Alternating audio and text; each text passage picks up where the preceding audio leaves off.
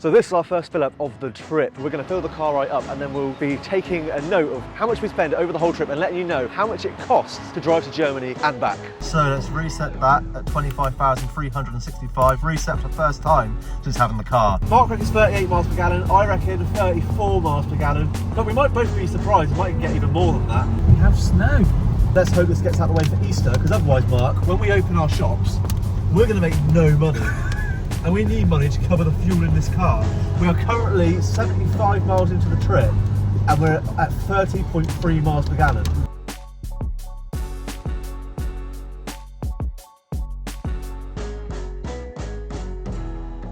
So we've just stopped off in the S4 for a bite to eat, and we have done currently quite a few miles. 146 miles in 2.5 hours.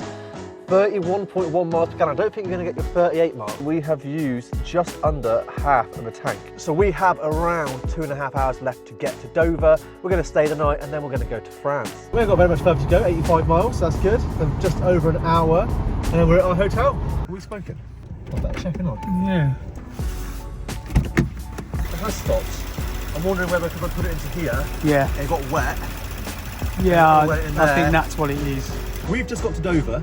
And our MPG is 31.9 miles per gallon, so a bit lower than what we thought it was going to be, but it's not too bad. We've done just under 300 miles and we have just over a quarter of a tank left, so we need to find somewhere to fill up.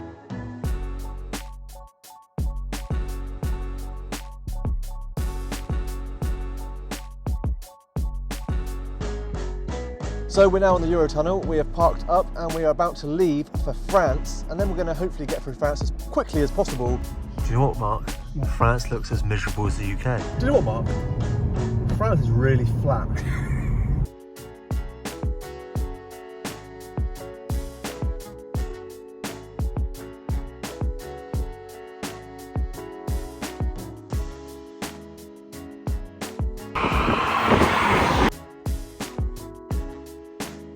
We thought we'd stop off some food, try some local cuisine.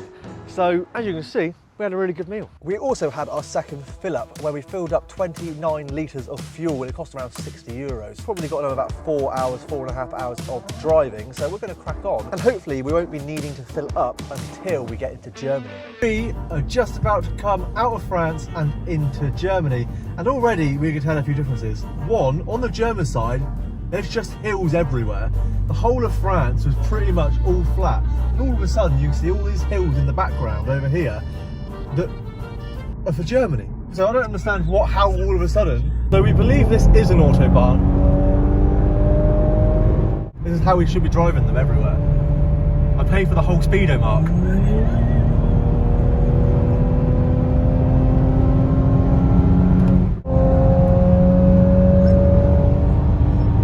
And here we are, we have made it to the V8 hotel in Stuttgart.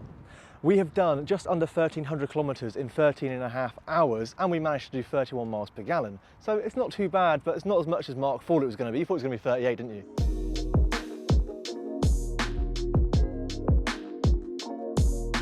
Why are you crying? Oh, when I kind of booked this room about 4 months ago, I asked for the Jaguar room. For some reason in my head, I thought there was a second bed. And there isn't. It's a very big, yeah, but do you know what that is, Mark? That's for disabilities. You can say that. Yes, you can. My nan's disabled.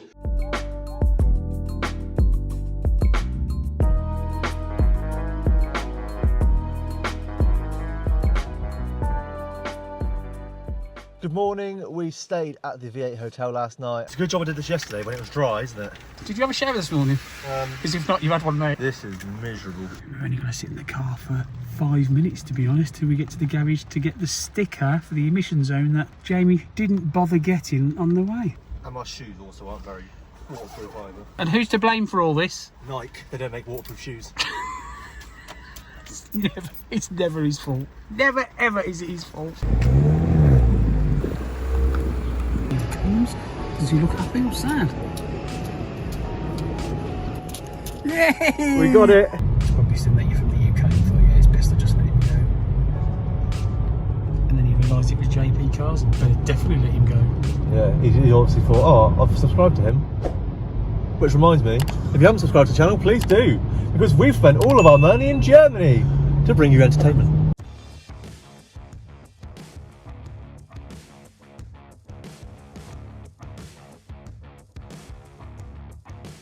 Well, we made it, and you only had to be supervised a couple of times. You did quite well. It was quite good considering we just driven through like a main city in Germany. Do you want to like park it straight?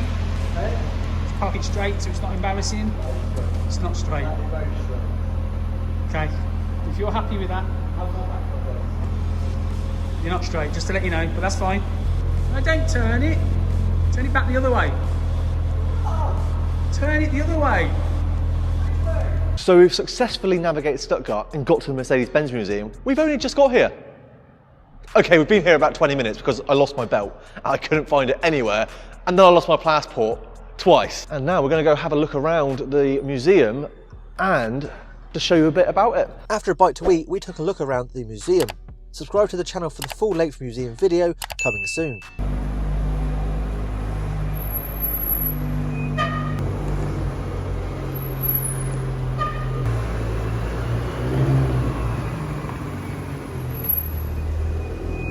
How did you think we were going to do the Mercedes-Benz Museum, the Porsche Museum, the Audi Museum, and go to a concentration camp in one day? We've had no lunch. We can't stop anywhere for lunch because the Audi Museum closes at 5 o'clock. And what time will we be getting there?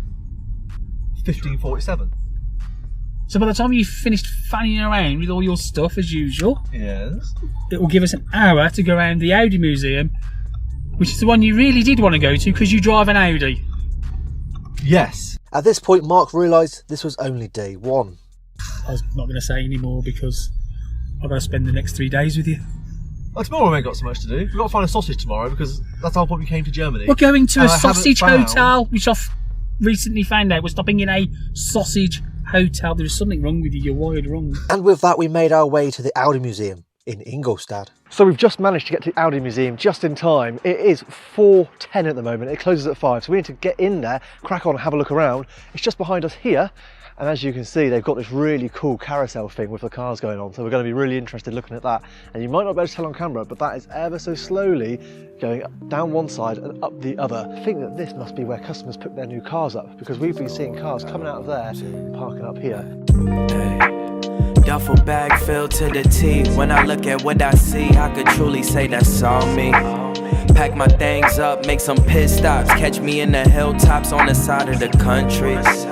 Came back. Subscribe to the channel for a more in-depth look at the Audi Museum coming soon. Somewhere in one of these buildings in Ingolstadt, my Audi S4 was given birth to. Rain and hope for us. Tropical forecast, we don't know to be the purest. Can't get back time, watching your wrist. Ain't no rush. All that music, wanna send it to us. Spread it to your sons and daughters, cause my. So Jamie, would you like to tell people where we're now headed, please? We're now heading to a lovely little village that has a sausage hotel. I don't know where I've taken us. I may have outdone myself with what I've done here. Just take a look. What the fuck is this? What have you done? We thought we'd get out of the sausage hotel for a bit. Because we need to get fuel, we need to get ready for tomorrow. And food. 40 litres, 17 euros. We definitely needed that after our Autobahn blitz.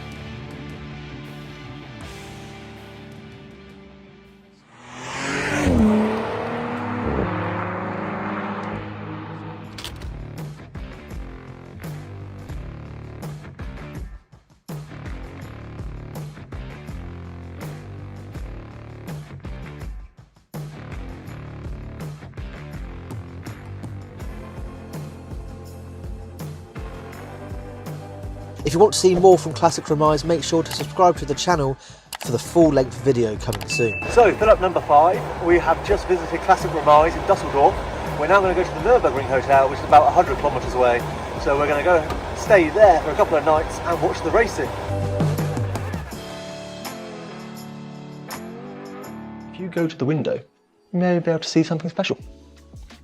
Because that there is the Nürburgring. We have a balcony so that we can watch the Nürburgring race tomorrow. The problem is as well that it must have been quite moist last night because it's quite icy in areas. Yeah, let's just hope that it lifts a bit and then the track kind of demoists.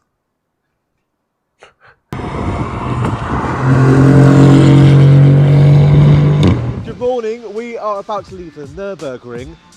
We actually didn't really manage to sort our sausage incident out, so I haven't found any decent sausages in Germany. Maybe I wasn't looking hard enough. But what that does mean is that we need to do something on the way home. We're going to go to Belgium for a waffle.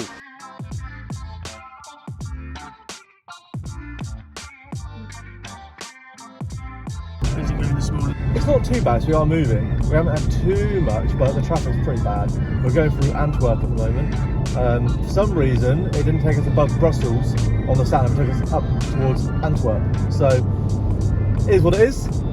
You know, just have to drive at 25 to 30 miles an hour everywhere, even on the 3 or 4 lanes at the time, but it is what it is. I had some really aggy Skoda driver. This woman kept going left to right behind me, but I couldn't go anywhere anyway because it was literally 4 lanes or whatever, 2 lanes at the time, packed full of traffic. I don't know what her problem was. Obviously on a... Mark, I think I've taken us into a city. I don't know if we should be here. Oh, she's not happy with you. Oh dear, I think we should let her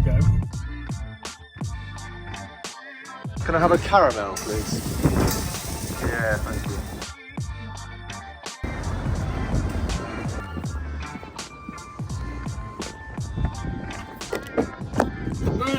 Success. Well done, lady. We have got a waffle in Belgium. So here we are, the point of our journey. A waffle in Belgium. Oh, there's a fork. I didn't see the fork. That's made me really happy. He just gave it to me and I was like, your fingers. I was like, do I use my fingers for this? My first ever proper Belgian waffle in Belgium. What topping did you have? Caramel. Oh. Oh, come on.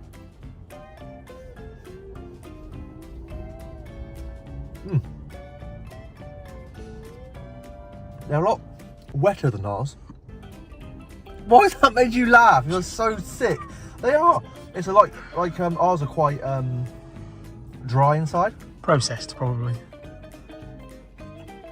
That's really slimy. Why are you laughing? Slimy. I thought that was the German flag, but it's not, it's the Belgian flag. I did wonder. I was like, what? I was just a bit confused. But yeah, so we have managed to go to Belgium through Germany and the Netherlands to buy a Belgian waffle. And now we have to go to Calais. We've got about 100 kilometers to go, and then we're going to be back on UK soil. Yummy. After going through the tunnel, of course, because Calais is not UK soil. Well, yes. Yeah, but you know what I mean. Everyone knows what I mean. It's fine.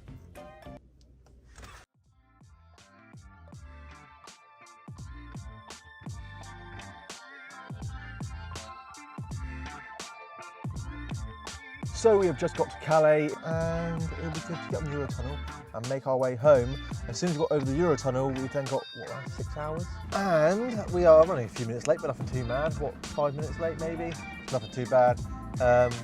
Get home in about 35 minutes and then, well, I say home, to the UK. Then we have about 6 hours worth of driving to get back to Cornwall. So hopefully, no delays.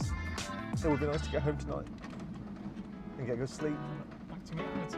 Back to reality, yeah, back to reality, that's right. No more driving to Germany for a sausage or Belgium for a waffle. Yeah, back to reality for a few months really, isn't it? Go back to work. So we are back at the garage that we started at, and I have just filled up another 20 litres of fuel. We did miss one stop, we didn't record one stop in Belgium because you had to pay in a weird way, like in the middle of the forecourt on a little machine. So yeah, so we got a bit confused and we forgot to record. So I'm gonna get all the receipts tomorrow together and then work out how much the whole trip cost and show you how many miles we did to see if that is something you'd be interested in doing one day. Right, I shall see you tomorrow.